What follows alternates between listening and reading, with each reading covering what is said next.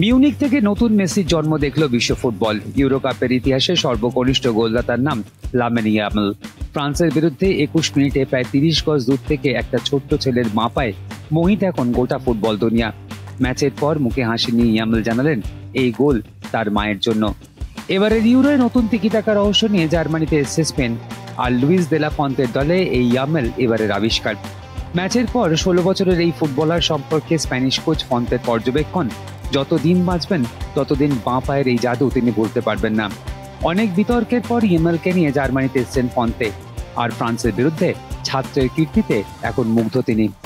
Messi ভক্ত Yamal নিজেই জানিয়েছেন একথা। উদ্বাস্তু পরিবারের উঠোন থেকে বিশ্ব ফুটবলের আগিনা। শুরুটা সেই বার্সেলোনা, যেখানে একদিন শুরু করেছিলেন লিও মেসি।